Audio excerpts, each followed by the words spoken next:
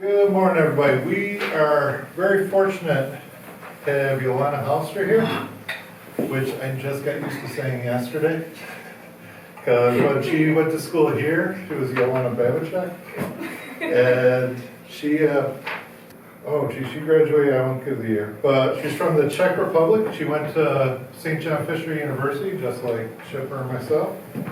And she got a degree for psychology and worked in psychiatric emergency for 5 years. And she's an author of a book of poems. I'll let her tell the title if she wants to. And she is currently working on a novel. And she also works as a co-founder and vice president of the Breast Cancer Confidence Project, as well as a Charlotte Business Alliance. All right, Wilson grad. She was sitting right where you were not too long ago, but longer than you say, but that's cool. There you go. I'll go with it. You made me sound way better than I thought I had, but thank you. So hi everyone, I'm Jolana. I own my own photography business, and yeah, Mr. Burns asked me to come in and talk about storytelling. I honestly first realized that I don't even know how I tell stories with my photos. It's like a subconscious thing, so you guys get to see the brain dump that I created to make the slideshow, but it's going to be interactive, so once you guys have your phones, I want you guys to be able to practice using your phones to do this. And please, if you have questions or anything, interrupt me. I'm not usually on this side of things, so. Alright. So, my big thing with photography is to do emotive storytelling, which means you're trying to tell stories with a lot of emotions in it.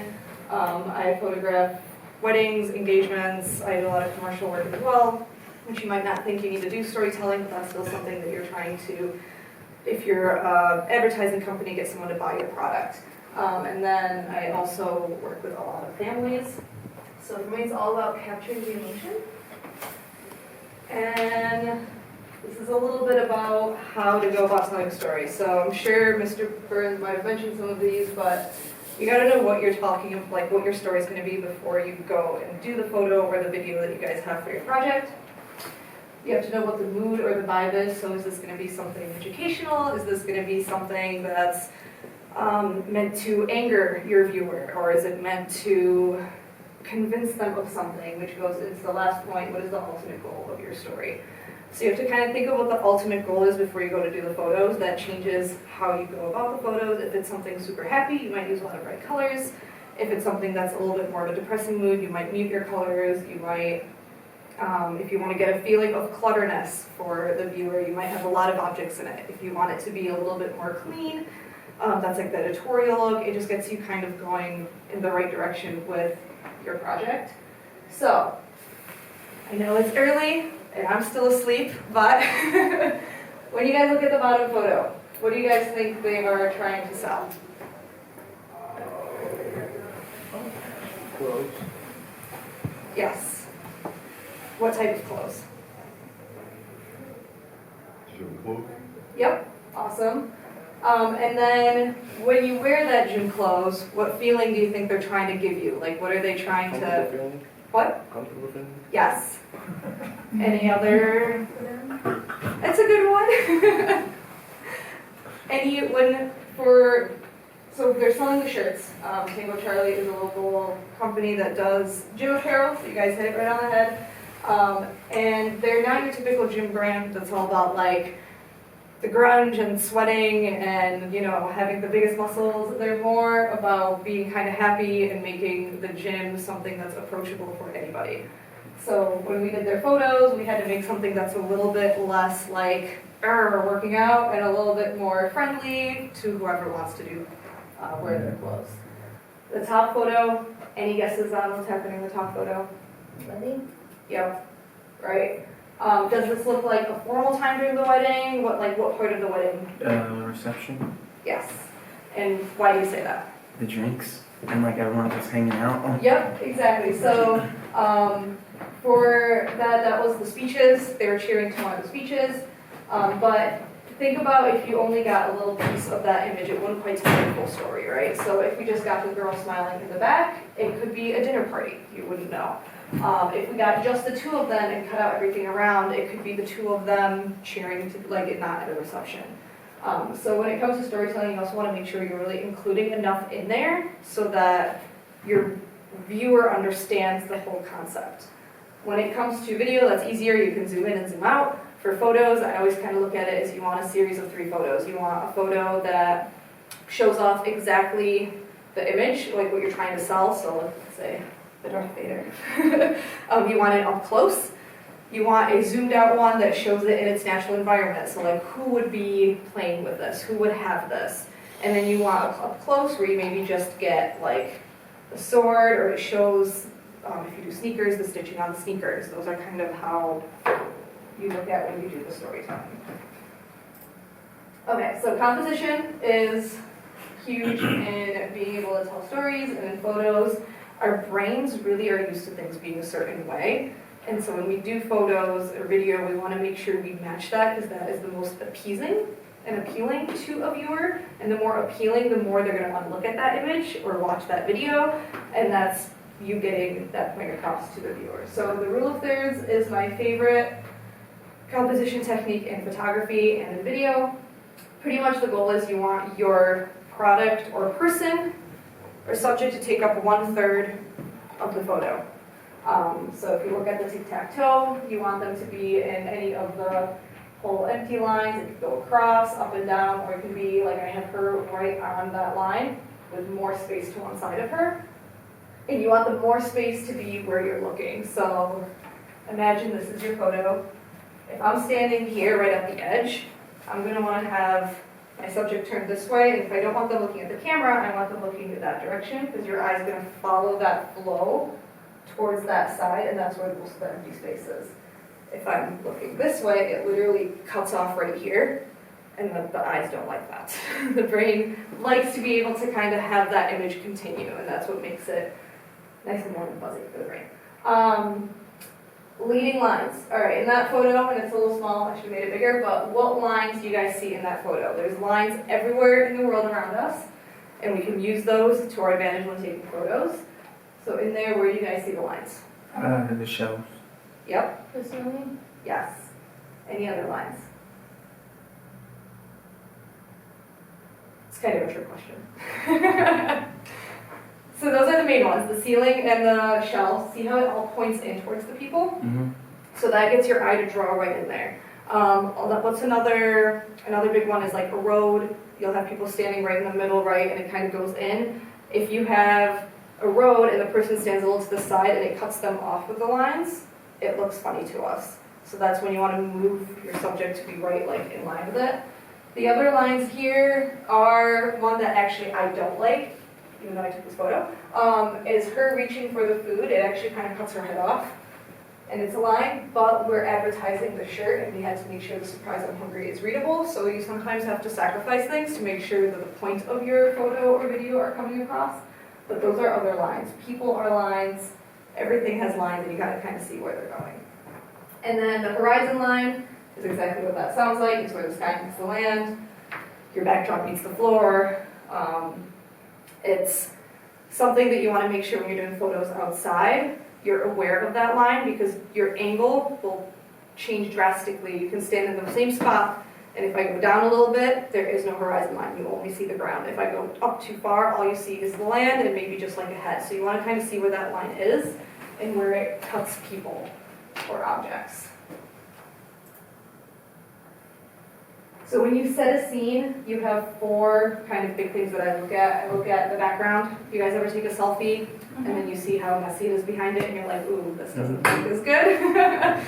That is the background. You want to make sure you always kind of take that into consideration. So before I even start photos, I find a spot that I like the background.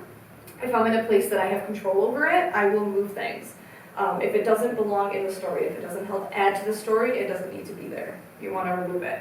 If it's too cluttered, maybe it all belongs to the story, but it's too cluttered, you might want to move some things out so that your eye is like, I don't know where to look. You want it to be able to focus. If you're doing something, and coming down to the mood or the style, if you're doing something that's more editorial, when you guys look at magazines, it's usually just the person with nothing behind it, right? Like they want just the person to stand out or just the jewelry. So then you might want to remove everything from the background. Or if you're trying to give a person a feeling of clutter, if you're doing an episode of Think of hoarders. You want it to be as cluttered as possible because that is what's going to give the person the feeling of like, oh, that's a lot, like we wouldn't want to be in there. If that's the feeling you want your person to have, that's when you would add to the background. Foreground, opposite, when you see photos and it's a little blurred, something's a little blurred in the front and there's something behind it, you can use foreground a lot for your colors, or for colors for telling stories. So if I were to take a photo out this window and you could still see the outlines of the window of someone walking, it would feel like you're creeping on them almost, right? Like, if you saw that photo, it wouldn't feel like it was staged for them to be there. It was like, oh, you caught a moment through that window.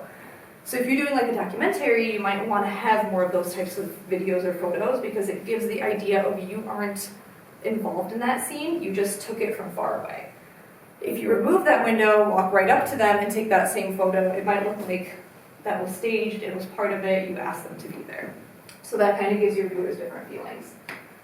Composition, we just talked about with the rule of thirds and the leading lines. You just want to always put thought into the photo before you take it. So like look at it, if we're going to use our phones, look at it through your phone and if you're like, oh, something looks off, you want to change all that before you take the photo so you don't end up with 50 of the same selfie. That's a little different. And then details in wide shot. Video is a little easier. You can do one video that does a bunch. Photos, I like to think of it in a set of 3. You want, and I just talked about that earlier, you want to make sure you have that one that sets the scene, an image that kind of gives you an idea of everything that's going on, zoomed in where you have the person or the thing, and then even more close to get the details, and that kind of helps the viewer understand the story. So, for an example, this bottom photo, see how it's like all white around it, a little hazy? I took that image through a vase that was on the other side of the room. And it kind of gives an idea that they're having their own moment and I just kind of stumbled upon it and took it through something versus me being right up close and personal. It kind of feels like you're creeping on them, right? Like if you have, that they weren't supposed to be, whoever's taking the photo wasn't supposed to be in the room. If we were to take a photo of a teacher in the opposite room from here and you have all of this to go through, it's going to feel more like you're creeping on the person. If that's what you want your story to be, is that it's not you in the room with them, you use your foreground as a way of doing that. That one has, if I had just the kid and not the parent, you wouldn't exactly know what's going on. You know, it looks like a happy kid running around, but you wouldn't get the full story. And then that image up there, what's the first thing you guys see? Like if you were to just close your eyes and open it, what's the first thing you look at? The color? Okay. Anything specific about the color? It's just dark, black and white. Yep, and is the kid brighter than everybody else? This kid is the brightest. Yes, so our eyes get drawn to the brightest part of any photo. So if you want your viewer to see what is most important, you want that to be the brightest part, or make sure that there isn't anything brighter than what you're looking at. So if you look through your camera and you see this is your subject, and there's a window here and your eye gets drawn to that window, that means you want to move it so that window is no longer taking that person's, your viewer's focus, and it's on what you actually want them to look at. The dad is still important in the story. If he wasn't in there, it would look like just a kid playing outside alone. You wouldn't know that this was a family thing. But he's not important enough to be as bright as the kid. He's part of the story, but he's that background piece. So this is a good example of storytelling. Obviously it's a wedding, right? So we have zoomed out photo. This tells us that it's a wedding. It's a small, intimate one, right? There's only a few people. We see that it's raining because we have all the umbrellas. It gives us kind of an overview of the whole thing. We then have the more zoomed in, that they're exchanging rings. That kind of helps add to the feeling. I made a lot of it black and white because color tends to be distracting if there's a lot of color, and I wanted it to be a focus on just the two of them. So if you, depending on if you like look at a scene and you don't have control over it and everything's too bright, the colors don't match, black and white is a great way to go. I have saved a lot of photos that way. And then we have ones that kind of tell you the whole story. We walk down the aisle, him taking her over, taking over, the first kiss, exchange of rings, and then the reaction of the parents. This is that foreground piece that I talked about. So this gives you an idea of what these two are seeing. Taking it through, this is what they see. And then as the viewer, we get to see a moment that was like almost like a stolen moment in time.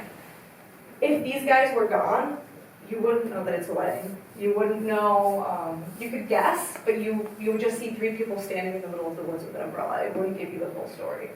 And then walking away, it's kind of a whole storytelling in a few images.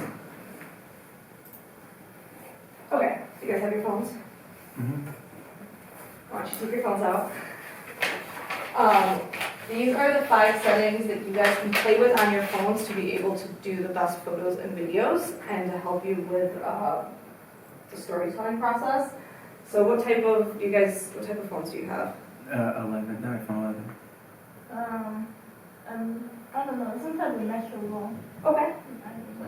Okay. So for iPhones, if you go into your regular settings, you can scroll down to camera, and then you can turn on the 3x3 grid and the leveler tool. Okay, so you guys take your phones out, bring up your camera. These are the tools if you're using your phones for photos that are the best. And you can use these for anything. You can use them for group photos, your selfies, for the project you guys have coming up, and you can use it for video or photos. So anything I'm talking about works for video and for photo. I just specialize in photos, so I'm going to talk about that more. But the number one is image quality. You have to think of what you're going to do with this beforehand. So if your only goal with your video or your photo is to put it on TikTok, make a reel, put it on Instagram, you really don't need the highest quality because it's going to stay really small on your phone. If your goal is to be able to take photos that you print out, you're going to want to have a higher quality, at least 1080p, so that you're able to get a bigger image without it being pixelated. If you're doing a huge movie project and you want it to be the best quality, and I know some phones have 4K now, you can do that, but it takes up a lot of space. And I don't know about you, but I'm always running out of space on my phone, so don't do that unless you really know, like, this is the movie of the year and you know you're going to have it on a giant screen someday. Do you guys know where to change the image quality on your phones? So most of your settings will be under camera. So if you guys go under your camera, we're going to turn a few things on. We're going to do the image quality, the 3x3 grid, and then some of you guys have the leveler tool. It's not on every phone. And then the aspect ratio, your phones are 16:9 or 9:16. When you watch reels, when you watch TikToks, they're the 9:16. So if that's what you're making your thing for, you can actually change the aspect ratio in your phone to automatically get photos and video in that setting. If you're doing something you're printing, 2:3 is the normal aspect ratio for printing photos. And then you can do 1:1 if you want like that perfect grid for your Instagram. The 3x3 grid, that helps you do that, the rule of thirds I told you guys about. That 3x3 grid is what helps you do that. You now have the grid on your phone and you can actually make sure your subject is where you want it to be. The leveler tool is great because our eyes are used to seeing certain things straight. If we took a photo in here of you guys, those walls, I would expect them to be straight up and down. If we tilt it, it doesn't look right. Tilting, and when every rule is made to be broken, tilting is great if you want to give somebody a vertigo effect. You want them to feel a little dizzy or off kilter. You'd want to tilt it so then they kind of get that feeling. But if that's not what you're going for, you want to keep it straight, and the leveler tool helps. Portrait mode, great for blurring the background, getting that person to be crisp or the subject to be crisp. Not great if the background is part of your story. If the setting they're in is important in understanding what's going on, you do not want to blur the background. You want to make sure you can still see that. And then aspect ratio is pretty much how the size of the photo in terms of the shape. So our phones are 9:16. Any videos you see are usually done in 9:16 format.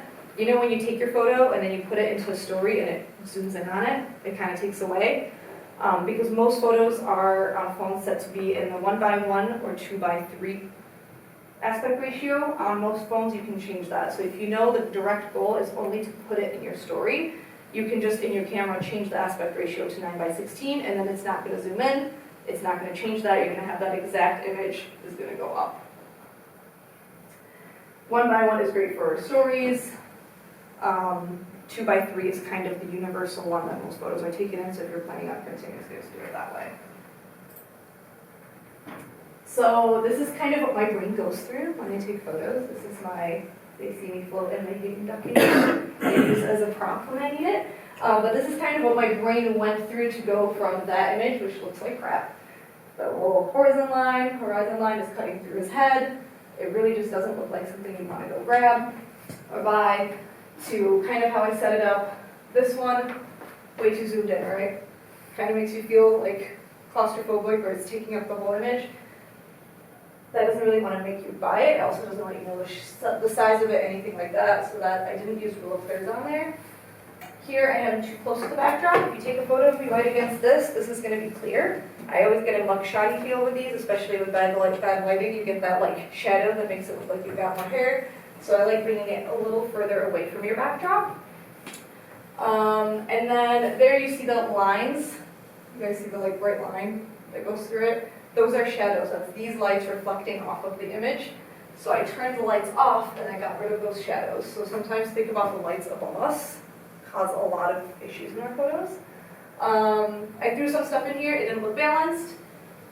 Put them on top. This is the bright spot. So your eye is no longer focusing on what it needs to be. So this is kind of the final image I came up with. And now I would go on and take more photos from this angle where I have the setup. I know it's balanced and it matches everything that I need it to. So if you guys grab something to take photos of, it can be your sneaker, it can be the Darth Vader's, whatever you have, and you guys take 3 photos. One, obviously you can take more to get there, but do a image that gives you the standard look of it. Do an up close that can be the details, a detailed shot that's not the whole image, but it gives you an idea of what the image is, of what it is. And then a zoomed out shot that gives you an idea of a little bit more of the story, what's happening in the image. And a big tip, since most of you are doing smaller images, take your phone and flip it upside down.